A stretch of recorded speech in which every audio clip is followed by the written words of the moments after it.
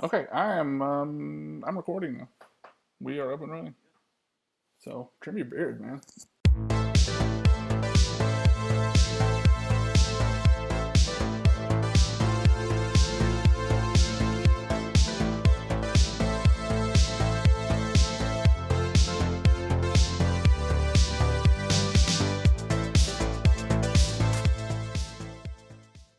Special Hey, welcome guest to the Dustin. third. Dustin is here. Welcome to the third episode of the Dust and Echoes podcast. My name is Chris Ritchie, And I'm and I'm here Travis with Winkler. old Travis Winkler. It's me. I'll talk right over you. I'm sorry, fam. That's kind of the issue with us doing this virtually, right? Instead of to No, where we can actually talk to each other, having a real conversation. nope. I don't agree. I think it's the issues that we don't know what we're doing. Yeah, there's a big part of the technical aspects of it. Like today, you gave me 30 minutes to get ready and set up for this, and it's been 45. I didn't really, I didn't give you anything because I didn't know you even were ready. So Yeah, I was trying to set this up. All the technical details of this is really weird. The camera here, lights all over the place.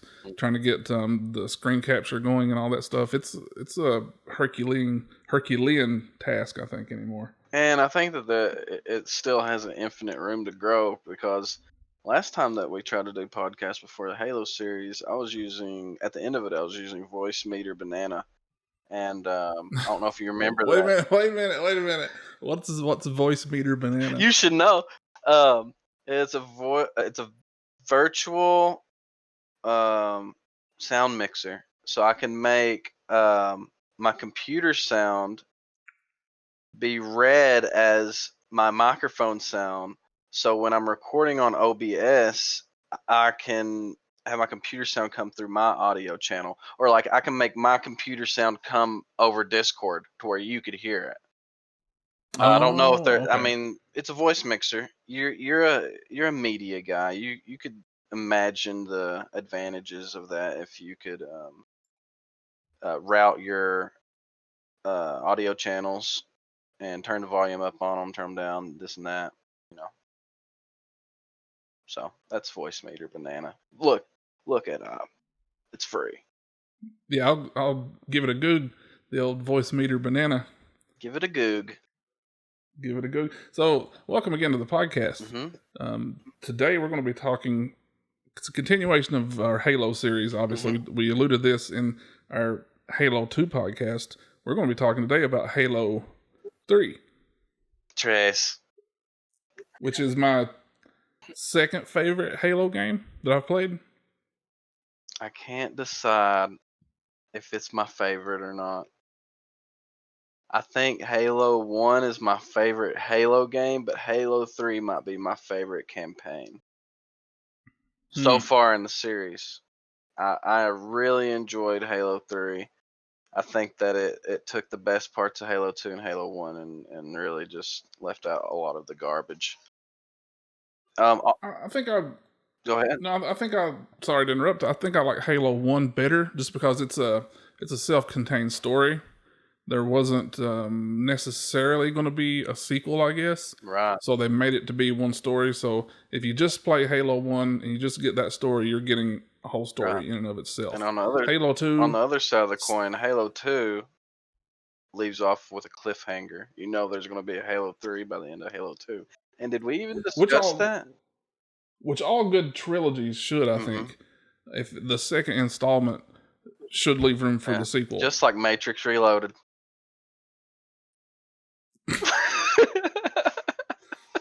See, that's why Godfather. I don't know if you've ever seen the Godfather movies, but maybe that's why those movies didn't work so well as a trilogy because the first one and the second one weren't necessarily leading into the third one. Right. Then the third one comes along. It's 20-some years later, whatever it is, and all the characters are old. Can you name me a movie other than maybe The Color of Money that's been going on that's a sequel to a movie 20 or 30 years later that actually worked? Have you ever seen The Color of Money? Matrix Reloaded. No, I've never seen it. The only trilogies I've seen is Spider-Man and Lord of the Rings, and Jurassic Park. Was that a I think that was the. Yeah, I don't know. it's currently on its second trilogy right now. Gross. You said it. I've seen 3 Star Wars trilogies. I've seen Speaking of gross. the Game of Thrones trilogy, and that's about it. Okay. Well, Halo is also, well, the first three anyway, are comprised of trilogy. Mm-hmm. I guess we should talk a little bit about just a quick synopsis of Halo 1 and 2, which I think. Yeah, I'm not sure we even mentioned the end of Halo 2 at the end of the Halo 2 podcast because I kept going on rants about having to stand on platforms forever, and I hated it. Mm-hmm. Yeah, it was a rough time on those platforms and the waiting. For sure. So, do you want me to do that? Yeah, maybe you should catch everybody up to where we're at. All right. Halo 1 and 2 in a minute. Pillar of Autumn is the human spaceship that's escaping Reach, and then these aliens are blowing it up. And Captain Keyes Cortana's on there. Cortana is an AI. She knows everything about the humans. And then the alien Covenant guys are shooting your ship up, and they're like, "Oh no, wake up! They're our only hope," which is a super cyborg armor man named Master Chief, and that's you. And then you get out of there, and then Captain Keyes is like, "Here, take Cortana, the AI that knows everything, and my unloaded pistol. I don't know why. I've just been shooting it off in the cockpit for no Yeah, reason." that's something that I think is interesting that he says.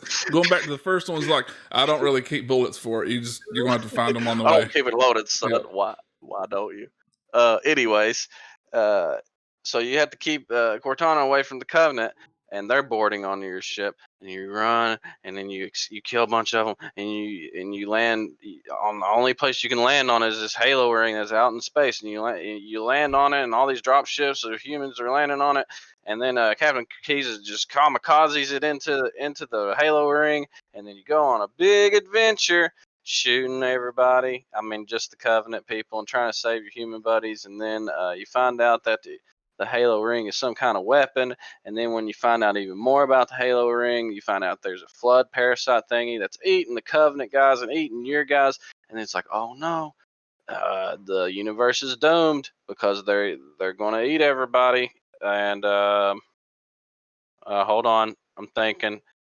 Then you take Cortana back, and we're like, oh, let's just use the Halo to kill the flood. It says this little floating light bulb guy, and then he takes you to the keys to the engine. You get the car keys, and you go to the control thing, and right before you start it up, Cortana's like, no, dude, don't do that.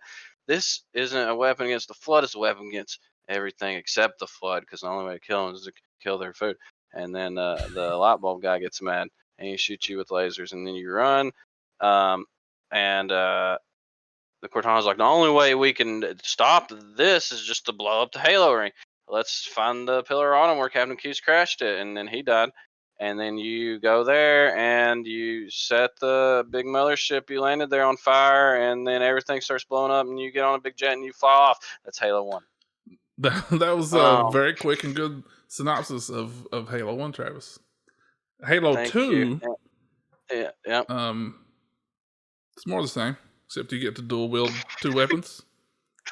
In Halo 2, there's the Arbiter, and he's in real bad trouble for letting you blow that ring up because it's evidently a religious symbol for space Nazis, aka the Covenant, and they're going to make you pay for your sins because they're religious. In the meantime, the Covenant found Earth anyway, so it was the whole point of keeping Cortana safe, and then you protect her and you fight them off of Earth, and they run away, and then you follow them to where they're running to, and then you go through a big portal thing like Mario and those paintings, and then it's another Halo. There's more than one, and then they're going to set that Halo off, so you got to stop them, and then you punch the bad guy in the face a bunch of times, and then the Arbiters are running around saying, hey, we're religious, and then the other Arbiter is like, no, don't be religious. There's two Arbiters? And, well, it's the heretic guy. Oh, yeah, they're elite. They're elites. And then the Arbiter is like, okay, our religion is wrong.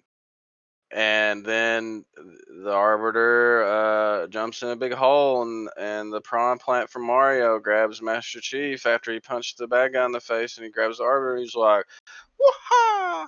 Yahoo!" And then he sends you All to of this the. happens, by the way. If you haven't seen played He's- Halo 2, this all happens. he sends you to the bad guy's brother, and they're like, "No, stop him! Get him, my great apes!" And then the guys from the Planet of the Apes fight Master Chief, and then he wins, and Cortana's there, and she's like, "Leave me here, dog. I'm totally like going to blow it up and pull a Halo 1, bro." And Master Chief's like, and then he jumps on the ship and follows the Prophet of Truth back to Earth because he's going to really F it up this time because his brother didn't do a good job. And then in the meantimes, Arbiter and Miranda Keys and Sergeant Johnson is going to fight the Planet of the Apes' leader because he's going to set the Halo, and Arbiter stops him. It's a good synopsis on Halo 2. And that brings us to Halo 3. And apparently there's some extended universe stuff about Halo at this point. There may have been between 1 and 2 also, I don't know, but there was at least a comic series or a one-shot called Halo Uprising that some stuff happened off screen that I guess if you really wanted to keep up with the story, you should read it, but I've not read it. Have you? Nope. Anyway, Halo 3 starts out with the Master Chief. They find him, I guess he's crash landed onto Earth in Africa, I think is where it's at, and his suit, Master Chief, if you're not aware, is a cybernetically enhanced super soldier who was kidnapped as a child, and they did these wild experiments on, and now he's basically the best of the best. That's right. And when Halo 3 comes up, he's lying on the ground, and Johnson and his fellow Marines find him, and his armor is locked up. He can't move, and they assume he's probably dead. And then, and then Johnson's like, "Oh man, Master Chief's dead. Let's get him loaded up, and we're not going to leave you here." And that's when Master Chief's hand reaches up, grabs him on the arm, and says, "You're not going to leave me here. You ain't gonna do it. You won't." And this is where Halo 3 starts off. So the first level is in like a... Oh, wait. No. Sergeant Johnson says, "Where is she?" And right. Where is she, Chris? Where's she at? In my awesome Halo 2 synopsis. You did the same thing we did in the second episode of Dust and Echoes. We forgot to mention that the Gravemind, which is the big bad in Halo 2, has captured Cortana. He has possession of the all-knowing AI in the human universe, and it's bad news because Master Chief loves her. Yes. Cortana was left on the Delta Halo when Master Chief was in pursuit of the Prophet of Truth, and instead of actually detonating the Pillar of Autumn-esque ship that that she told Chief that she was going to do, the Gravemind instead just interrogates her and asks her a bunch of questions, and that's where Halo 2 leaves off. Also, we did definitely mention this in the last podcast, but while stopping the detonation of the Delta Halo, or while stopping the activation, of Delta Halo, the Arbiter, Miranda, and Johnson find out that there's a thing called the Ark, and that there's like multiple Halos spread across the universe, and they're all going to remote launch. Take it away. Where were we? Where you left off? I think Master Chief just woke up and was like, "You're not going to leave me here." So you start off Halo 3 in a kind of a jungle environment, and and Master Chief has a brand new best buddy for life. He does. He does in the co-op, and this is a really disappointing thing for me because I was essentially player 2. I was Luigi for the entirety to continue our Mario comparisons. I was Luigi for the entirety of this game, while Travis was running around in the cool Master Chief armor. I was an elite. The Arbiter's cool. Yeah. So when I spawned, I had a Covenant weapon. When you spawned, you had Human weapons. Right. Yep, the best weapons. Yeah, they were the best weapons. Awkward Yeah. silence. It was a bit of a downer. I wasn't expecting that.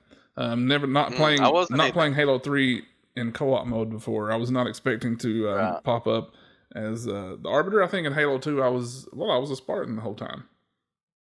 It was nice. Well, in Halo 2, you're just a copy of each Yeah. other. So 2 Master Chiefs, 2 Arbiters. Yeah, and I think in Halo 3 you can co-op up to 4 or 6 people, something Yeah, like that. And everybody else 4 is I people. think everybody else is a Covenant elite as well.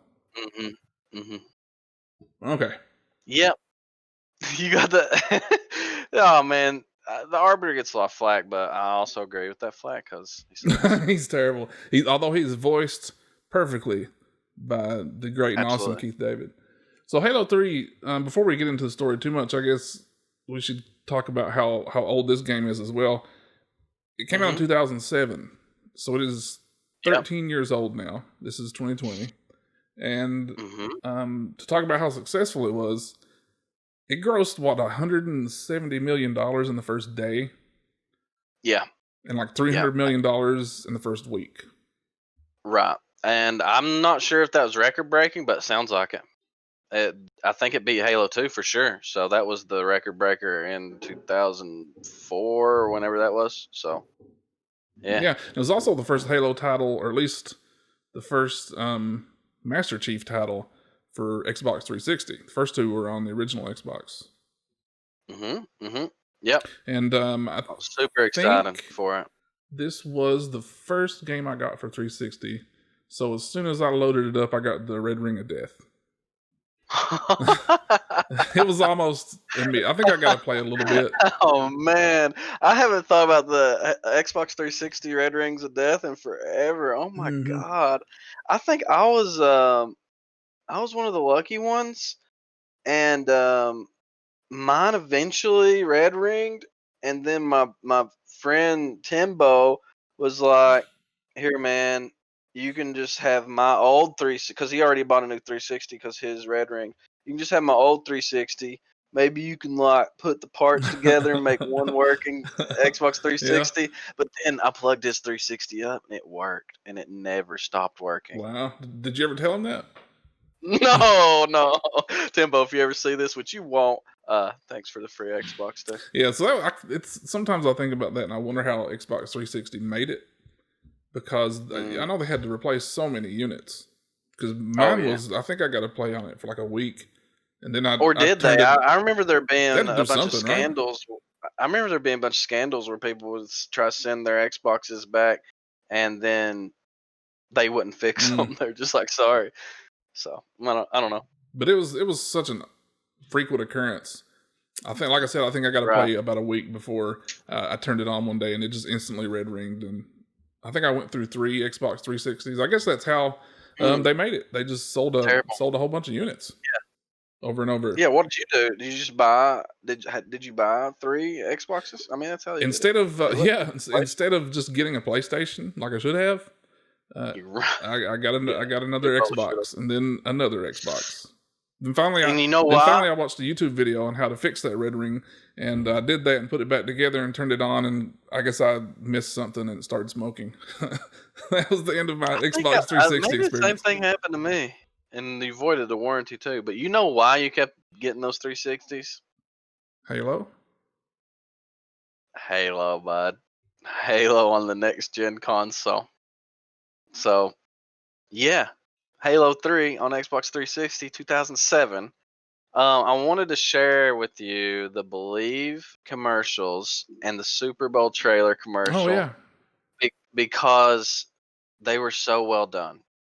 They were so well done, and I think that anybody who hasn't seen them should see them Yeah, too. so this is So, kind of uh, the pre-Halo hype, right? This is all the stuff that was going on before Halo actually came out to promote it. yep, Hmm. yep. So this might be an edit point, but let me get my OBS ready. I'm gonna put this on full screen. I'm going to turn this off, turn this on. Are you ready? Yep. So here's this commercial.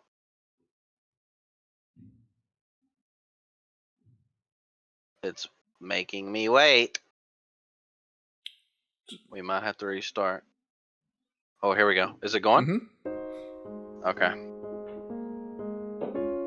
Oh, some sad Marines.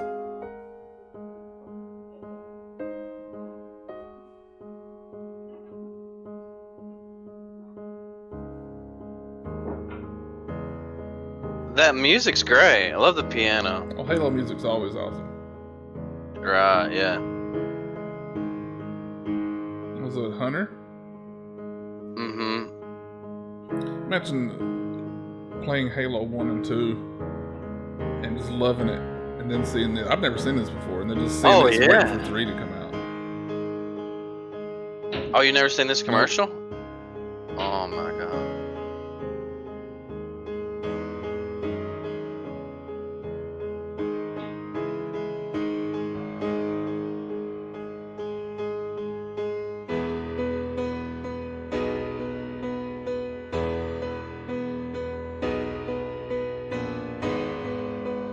Oh man, that would be so exciting. Look for at this. just how well done that is. Was that just a brute holding up the Master Chief? Yeah. Oh, he's got a grenade though. And he looks up. Oh. Oh man. Seriously, imagine how that's how hot. hyped you would be for that game. Watching that, That knowing is how I guess hot, you'd still be man. playing Halo 2 multiplayer at this point. No, or would they even have the original Xbox servers still up for the multiplayer? I don't know at this point. Oh man, that is hot. That was nice. Okay. That was really nice. One more video. Okay. But yeah, just to talk a little bit more about that commercial. Before we go anywhere else, and here I'll just turn our video back on the recording. That was like an actual diorama, obviously, right? That wasn't Yeah, like it was like animated it looked or like just a anything. bunch of Man, miniatures just sitting there. that was such a cool. Oh, that was a really cool commercial. The piano was great, and that's another thing about actually in the game of Halo 3. The piano is a huge theme. The dun dun dun dun dun like that. I love it. I really like Halo 3. It kind of guys. makes me want to go play some Halo right now. Yeah, I would play through Halo 3 again. All right. One more video. Okay, next commercial, Super Bowl ad. I remember watching the Super Bowl of that year. I can't tell you who played in it. I think it was the Browns. Maybe it was the Rangers. I don't know. We don't know football. But in other words, I watched it for this commercial because somebody said that Rangers there was going to be I don't a think Halo the Rangers commercial. is actually a football team. Now I think about it. Yeah, I'm pretty sure it was the Rangers. Rangers. It was the Browns and the Raiders. I think it was the Raiders. All right, you ready for this? Mm-hmm. You ever wonder what's up there? Like what? Yeah, I definitely haven't seen this either. I was wondering what it's like here. I guess. Do you think we'll ever meet them? I hope so. Don't you?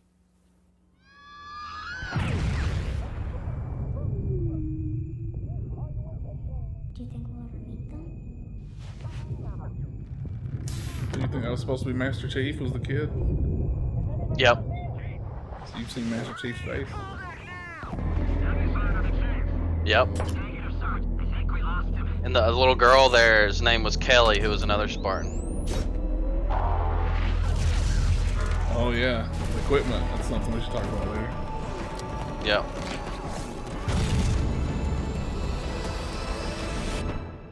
Oh man, that's just like playing Halo right there.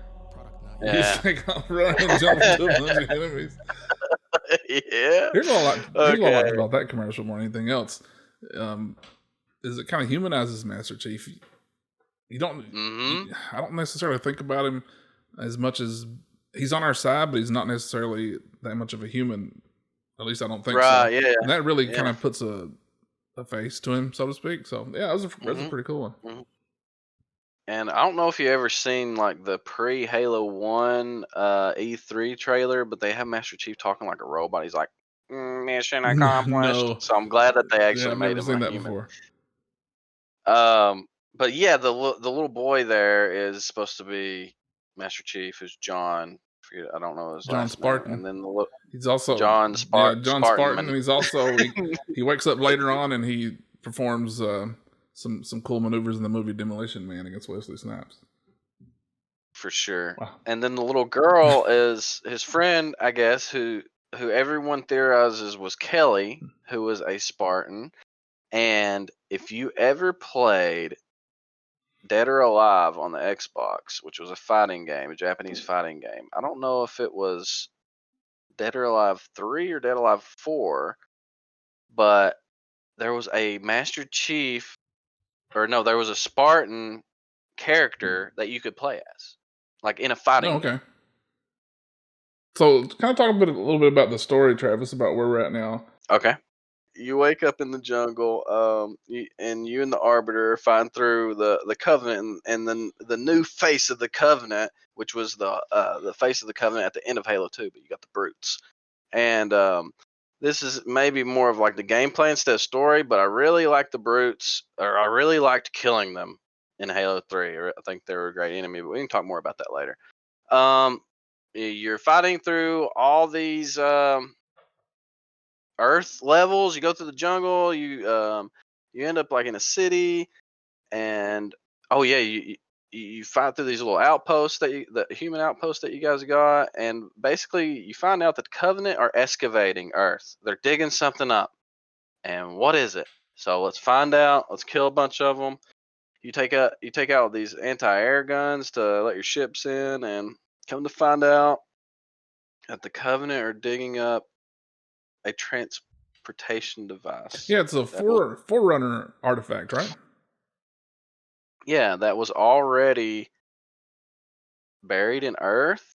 So if you didn't realize that the Forerunners are related to humans in some way, you definitely will start to realize that now. And so, and what I mean by that, okay, you got Halo 1, only a what reclaimer? Yeah, the Guilty Spark called you reclaimer, and you had it had to be a reclaimer that could use the index to activate Halo Ring. So that was already a hint there about the Forerunners and humans. Anyways, yeah, they're digging up something and it ends up being a big transportation device, and it creates a huge big old portal. Meanwhile, in the politics world, the Covenant have just become maybe just like a big bad again. It's just they're just the bad guys at this point because you don't have the dual perspective with Arbiter and Chief because he's with you now. Speaking of which, the elites have allied with the humans, and that's it's a stressed relationship because in Halo lore, the Covenant have been pretty much on the humans for a really long time at this point, and now they're kind of being buddy buddy. I remember at the last level before they opened up that portal, it's called Floodgate, and all of a sudden a slip space rupture. I like when they say that, but really what it is, they a Covenant ship warps in, but it's all flooded out and it crashes on Earth, and now the flood's in Earth. So that's bad. Mm. And the elites, being part of your alliance, help contain that by glassing half a continent, as Lord Hood said. And yeah, stress relationship between the elites, humans, and also guilty. There's a really nice Guilty cinematic. Sparks back. There's a really nice cinematic at this point, where you just alluded to, where Lord Hood, who's the military commander for the humans, and the military commander for the elites, kind of get into it, and he actually mentions you glassed a continent, and the elite guy says, "Hey, I would have glassed the whole planet if it would have got rid of the flood." Shipmaster, yeah, he would have glassed the whole planet if it wasn't for the Arbiter's council. So good job, Arbiter. You did good, bud. yeah, he did us a solid. But they find the buried artifact will create a slip space portal, and it is. And then the Covenant activate it and take off, and then we're actually joined, I think, by Guilty Spark at this point, who really doesn't have a role to play anymore, because his role was kind of the overseer and caretaker of the original Halo from Halo 1, and he's a recurring character. and now he sees his role as assisting the Reclaimer. So he's just going to assist Chief now. Yeah. And so, So they follow him through yeah, the portal, right? yep. They go through the portal. A lot of the human army stays back, and Miranda and her squad of humans go through as well. And you're at the Ark, which is like it doesn't even look like a halo anymore. It looks like a big spider-looking halo. It's got like 8 fins that go out and a big core in the middle, but it's Halo-esque. You just have to play, and it feels good. You get down there, you start fighting more Covenant, and you're trying to stop. Harken back to Halo 2. All the random Halo rings that are around the universe are ready for remote detonation. The Ark is what does the remote detonation. So the Prophet of Truth is trying to set all those off. And if one Halo ring blowing up or being activated was really bad and going to destroy everything in the universe, then what's 7 of them at the same time going to do? So yeah, it's going to be 7 times as bad as destroying everything. So yeah, and also Cortana, where's she at, man? Where's she? She's somewhere. As you're fighting through the Ark, I believe in one of the levels when you're trying to stop Truth. And I don't remember the order of these events, so don't be a stickler at me. Yeah. I'm looking through my notes right now. Well, while you're doing that, I kind of want to talk a little bit about also the voice talent for Halo 3. They brought a lot of them back. Steve Downes is Master Chief again. Keith David is the Arbiter. Ron Perlman is Lord Hood. But for some reason, I don't know why, Miranda Keyes is a completely different actor this time. Julie Benz played her in Halo 2, who's best known as the wife of Dexter in the Showtime series by the same name. And they brought in an actor named Justice Bolding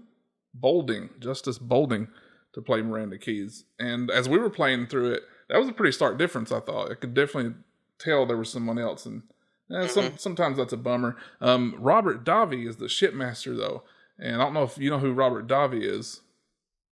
All I know is the shipmaster is freaking top. He had a great one-liner that was like, one of the random elites was talking to the shipmaster. He's like, "Sir, they outnumber us 3-1," and the shipmaster is like, "Then it is a fair fight."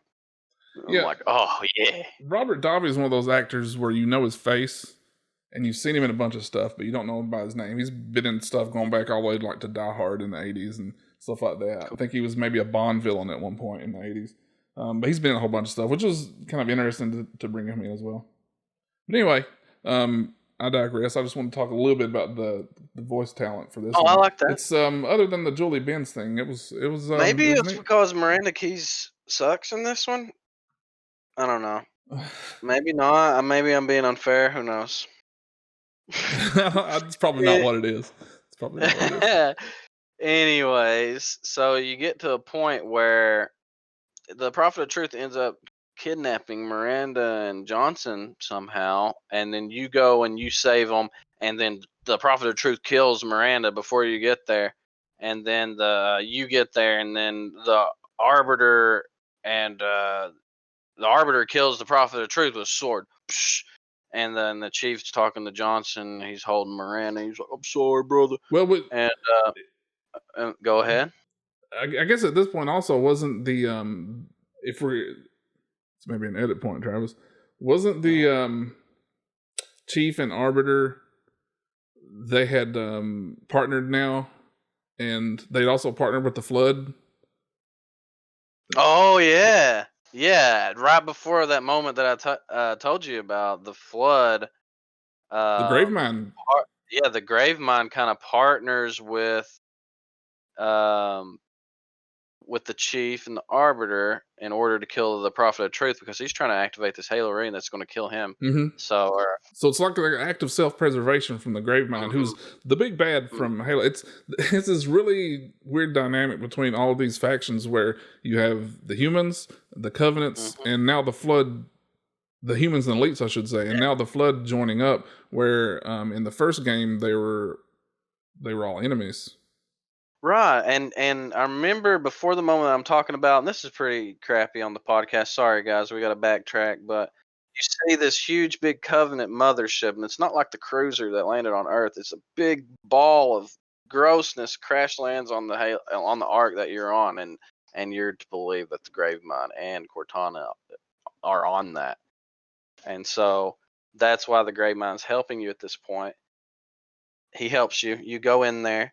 Arbiter kills Truth back. Miranda was killed by Truth, and Johnson's holding her, and Master Chief helps him. And then the flood quickly turns on you, I think. After Yeah, you stop, as you stop soon activation. yeah, as soon as the Gravemind discovers that you have eliminated his biggest threat, which was the Prophet, he decides, it's time to get rid of the next biggest threats, which are the Arbiter and the humans and Yeah, Master Chief specifically. So as soon as you do that, you're fighting the flood again, and you have to make this right. big long run on a bridge. And we Yep. should note that we played Halo 3 now on Legendary, which we weren't able to do on Halo 2 because that would have sucked. But we played Halo 3 on Legendary, and I think it took us a couple times to get across this bridge. Oh yeah, it was pretty tough. I enjoyed it though. Mm-hmm. I enjoyed all the combat, and we'll talk about the combat even more here in a little bit. But just finishing up the story, they believe that Cortana has a way to stop the flood without activating the rings, and that's your next stop. You're going to go get Cortana back finally near the end of the game, and you go into this Covenant capital that crash landed onto the Ark, and you go through a bunch of flood. And I remember us dying so much on this level, and finally you you get her back. And ever so often it'll stop the game, and Cortana's face will appear over the screen and be like, "Don't make a promise to a girl if you can't Can't keep keep it," it. or just says weird stuff. The Gravemind will stop the game and be like, "I'm the bad guy.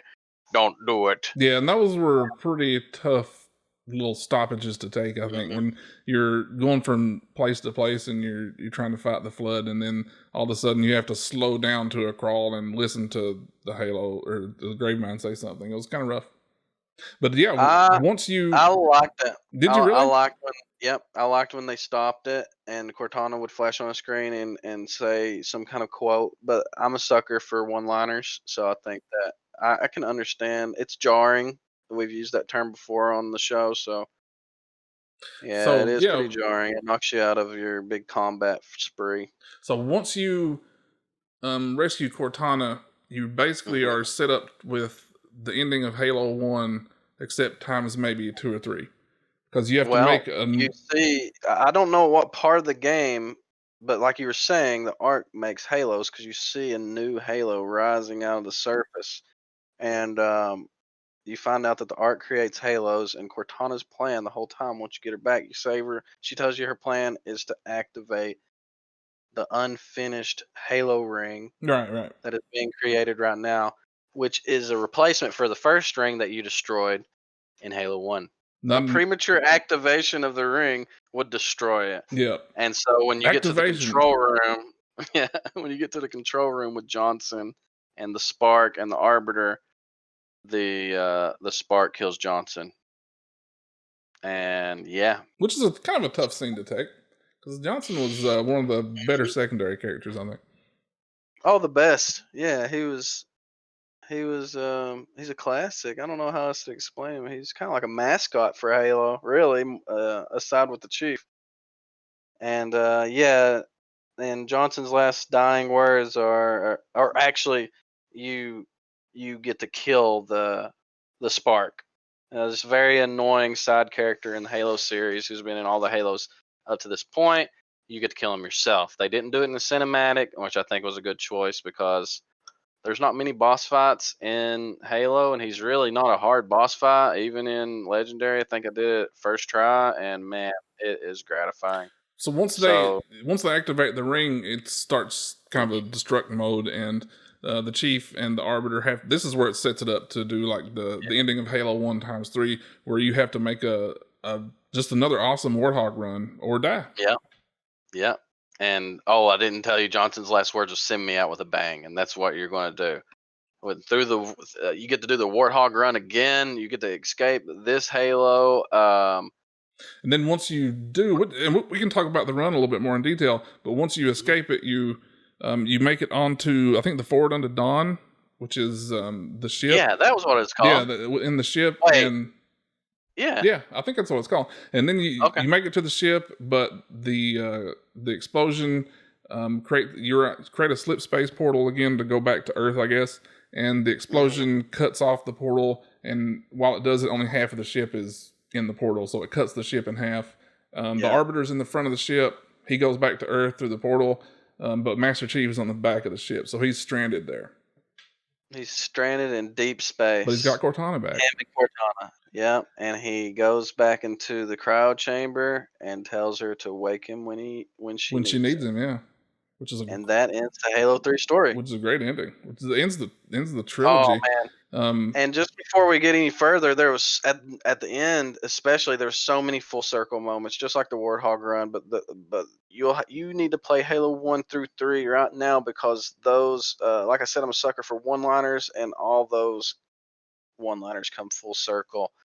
And like one of the first things Cortana tells you when you take damage in Halo 1 is, be careful. There's two of us in here. Remember, keep your head down. There's two of us in here. You remember, and that's when you guys are reunited in Halo 3. When you save her from the grave mine, she says that again, and it really harkens to the relationship that they have, which is really weird. It's more than friends. They obviously love each other, except she's an AI and you're an actual real dude. And but the game has a way, and I don't know if you immerse yourself, being the casual gamer. We didn't announce that at the beginning of this podcast either. But you're a more casual guy. I'm a more hardcore guy. I don't know if you immerse yourself like I do when it comes into a game or a story. But man, it really, the way Halo 3 does it really makes you care about Cortana. Like you feel that. Like you feel Yeah. like you need to protect her. You feel like you have to save her. Well, that's one of the cooler things I think about the Halo series, and why I like them so much, even though I'm not a kind of everyday gamer, is that the story is so immersive. Mm-hmm. It just Yeah, really it brings you into it, and there's some fun gameplay, but the story is really, I think, what keeps bringing me back. Oh yeah. I think the campaigns are excellent. Really, really well done. And the Master Chief Collection, which is out on PC now, for anybody that didn't know that, it really gives you a reason to go back and play them. So what are some of the... I'm sorry. Sorry. No, I'm sorry about that. So what are some of the things that you liked and some of the things you didn't, about the game mechanics or graphics or anything? The graphics are great because it was Halo on the new 360. They haven't changed since. So on the Master Chief Collection, you have the anniversary editions of 1 and 2, which are better than Halo 3. But Halo 3 at its time is still really good, in comparison to the Xbox, the original Xbox's graphics. The music in Halo 3 was great. Loved it.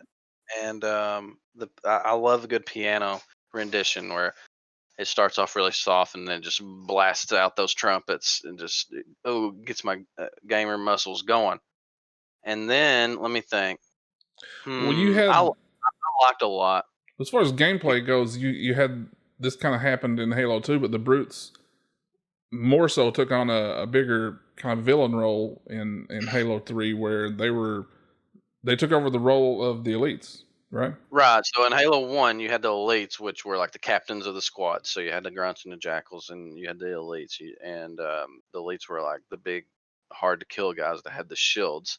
And now that the elites are on your side in Halo 3, the brutes take that. And in Halo 2, the brutes were like just like a damage sponge. It seems like you could just keep shooting them over and over and over and over, and they wouldn't die. In Halo 3, they had more like the shield system. If you're familiar with Halo, you shoot somebody and their shields appear, and once you shoot them enough, their shields disappear, and then you can shoot them with a headshot. They took more of that system with the brutes, which is really satisfying. It's well polished. I enjoyed that a lot, and yeah, they did a really good job. And just since we're on the topic of enemies, the snipers, they have like a little headlight in front, so you can see where they're Oh, the at better. jackals, yeah. Yeah, you can see the snipers better, so that just the snipers in general weren't that big of a pain. Then just the amount of troops, just them like there were tons of dudes to shoot, Hmm. which was really fun. It was really fun Yeah, taking out yeah, all those grunts. yeah. Another thing about the brutes that really I don't remember it in Halo 2 as much. Maybe it was there. There were like different levels of brutes. So you Hmm. had the grunt brute, and then you had like a Praetorian guard, or whatever you want to call them. And it was just a really nice selection of enemies that you had, even though from the grunts to the jackals and then up to the brutes. So it was nice. But one of the things that really stands out when I think about Halo 3 is the fact that a couple or 3 times you get to take down the scarabs that you saw in Halo 2 that you didn't actually get to fight. Yeah, in Halo 2, you jumped on that scarab and then like you destroyed it in a cinematic. But in Halo 3, they actually made it an actual, I guess, object and that you could shoot and destroy. So you had to like shoot its legs, and it would cripple it, and you would jump on board, and you'd shoot its battery or whatever's in the back of it, and then it would cause it to explode. You had to jump off of it before it exploded. That's great. That's super fun to do. And that's another thing about this game is that for them to be able to do that, they had to go back to the Halo 1 style of really big environments. The levels were really expanded where you can actually drive a warthog around. All levels in Halo 2 were real narrow, and I think that's another really good thing about Halo 3 is Yeah, that they expanded and I think levels. that's a kind of a good segue to talk about another new element that they brought into Halo 3 from the other 2 games. And of course, with every game, you're going to get an evolution, you're going to get new stuff to play. And in Halo 3, you got a few new vehicles to play. I'm thinking Yep. specifically about the brute. I think they're called choppers. They're basically kind of like Yeah. motorcycles, which were Yeah, and which were okay. you could ram other vehicles with them. Like if you boosted and then rammed a ghost or something, it would explode. Yeah, Which I don't think we did that much because we're just suckers for the human stuff. yeah. But All of the human vehicles yeah, are better that I can think of. I like the Banshees. Okay, the flying I'm trying to Covenant find a vehicles. list of the vehicles right now. Let me Well, there was another one called the Prowler, which was the Covenant version of the Warthog. I Oh don't know if you yeah, remember it that. was. It was like it was on skis. It would float Yeah, which around. it was okay. I don't Yeah, remember. Have they been in any games since? I don't I've think not so played because Halo 4, I so I don't think know about what it. I think what Halo 3 did was introduce a lot of brute technology. So a lot of the brutes had their own vehicles, and they also had their own grenade. Yep. So they had a brute grenade that would stick into you and explode. They had the brute shot. They had what were some other brute weapons? Well, sticking with the vehicles, you auto got. Sorry. This is also the first game that you got to drive a mongoose. If you remember on one of the scarab levels, where you're driving around in a mongoose and you need a marine on the back of it with a rocket launcher. Yeah, yeah, that was a really fun level, and there was other Marines driving them around too. So it wasn't just Yeah, you with the and Marine on the back. a mongoose is It, just it it's an ATV. It's a 4-wheeler. it really felt like you were in an actual battle, and just like that commercial Believe, where it was just like a ton of Marines fighting the Covenant while you were on those Earth levels. Really did feel like there was a war going on. And I think there So was one more vehicle that was new, which was the name escapes me now, Travis, but it was the human flying vehicle. the Hornet, Hornet, yes, Hornet. I think was that not in Halo 2? think, No, I don't I think don't so. think you got I don't think you got to operate a Hornet in Halo 2. No, I don't think so. Yeah, I think it was new to Halo 3. It's basically a human Banshee, but just like human weapons and vehicles, it was just so much better than the Banshee. You could drive it in all directions. You didn't have to keep going forward. You could hover and Yeah, all so that. so to me that really elevated Halo 3 even Yeah, and more. That you got there was even that one moment. There was that one moment where you got in the Hornets and you had to fight two Scarabs at once, right? Yeah, yeah, that was fun. yeah. That was fun level. Yep. And then, like I said, that's a way to me that it really elevated Halo 3 to another level is that you got even a Oh more yeah. diverse selection of vehicles to operate.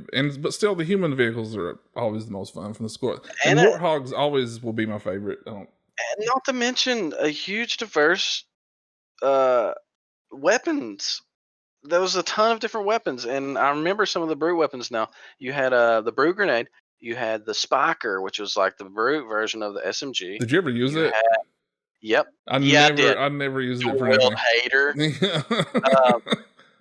Um, yeah, it was cool. It shot a bunch of nails and stuff. It may not have been the best, but I used it anyways This because I brute like shot to mess was around in with it. everything. You had the brute shot, but that was still old. Oh, you had the little brute shotgun. It was like a one-handed shotgun. I don't think you used it that much, but it existed. Mm-hmm. You could dual wield that. You can mix and match. There was just a ton of variety, and also there was a flame grenade. I don't know why they added this, but it existed. Dang it!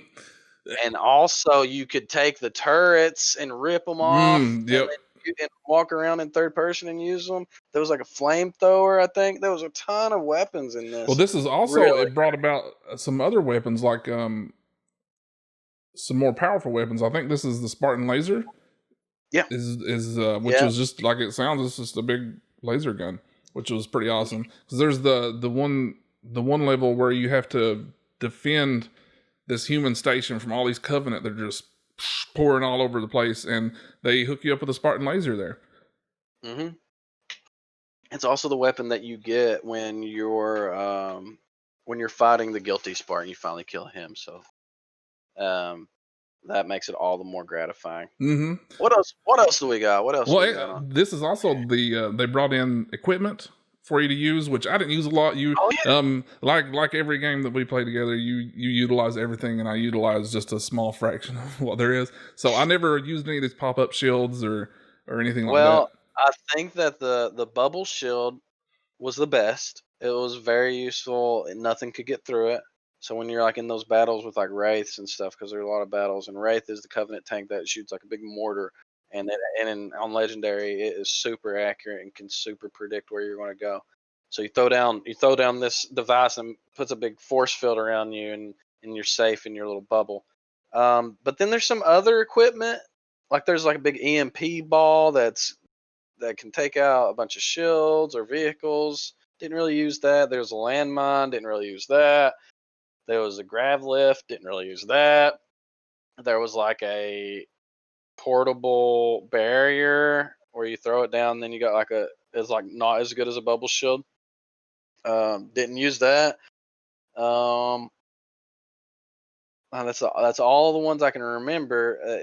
The bubble shield was the best, and I think that kind of defeated the purpose of the gadgets because one shined so much better than the rest of them. They could have just give you a bubble shield button. Yeah, I didn't really use any of them. So. But that was a new thing they were trying Mm-hmm. out, and it definitely didn't take away. It was just an extra thing Well, that you had. Another one of the gadgets was cloaking. So I remember in Halo 1, and I don't really remember cloaking in Halo 2, but I'm sure it existed. Oh yeah, with the Arbiter, you could just hit a button and cloak. But in Halo 3, they made cloaking a gadget that you could pick up. You just activate it and then you could cloak, which that's pretty handy because you could just time when you needed to cloak. I used that to skip a lot of the flood in the grave mine level. And also, if you were quick enough and you were fighting one of those Praetorian Guard brutes, if you killed them quick enough, they would drop the invincibility shield that you could activate like a gadget. So I think that covers all of them. yep. One of the things I really appreciated most about Halo 3, especially as we were playing co-op, was that we could play in Legendary. Because Yeah. and we alluded to this earlier, but in Halo 2, the issue with playing Legendary in co-op was you go back to the checkpoint. So you have to repeat a large part of the level every time you die. Every time just one of you dies. There's no spawning. Right. And they brought spawning back for Halo 3. And- And thank you so much for that. That was 13 years later, I'm thanking you for that, Bungie, because that was really great. I don't really know if even if we could have respawned on each other, if Halo 2 on Legendary would have been much better because there was even in Heroic on Halo 2 stuff like getting meleeed was overtuned, It would have been better. and a lot of stuff was just doing too much damage. Like even the snipers on Heroic was doing too much damage. But that's why it's And, Legendary. Well, no, I'm saying the Heroic mode on Halo right. 2 was doing too much. Legendary on Halo 3, I still think it was really difficult, and the AI was spot on and would flank you, and like I said, their aim was spot on too. Like they had super precise aim, but it was still doable, and you could do it with any weapon that you wanted. You didn't have to just like in Halo 2. I only remember using the carbine and the battle rifle because that seemed like the only two guns that were worth a shit. But in Halo 3, I remember using all the guns. And the brute hammer. That's another thing we didn't talk The about. brute hammer, right? Was fantastic. Yeah, so the Halo 3's combat is top notch. It's my favorite through the whole series. Yeah. Yeah. It was so much fun. It was. Since we're talking about enemies, let's talk about the Flood real quick. Sure. You can melee the Flood now. How did you feel about that? I felt it was pretty much needed. Going back to Halo 1, you could shotgun them and that was about it. Everything else took too long. You couldn't use the assault rifle. You could, I mean, it would kill them and stuff, but you really just need the shotgun. Right. Being able to melee them and they would just fall apart. I didn't appreciate it that much because I feel like after we figured out that melee did a lot of damage, that's all we were doing to them. So, but on the other hand, Halo 3 still threw so many more Flood at you than Halo 2. There was just tons of them, especially on that last level where you're trying to climb up that thing. And in that grave mine, weird Covenant taking over Flood ship, man, that was. I'm sorry about my grammar there. It was awful, but still. I think that level really has my only real complaint about Halo 3 was, like we were talking about earlier, when Cortana or the Grave Mine wants to talk to you on that level and you're slowing down and stuff. That's really the only complaint I have about the entire game.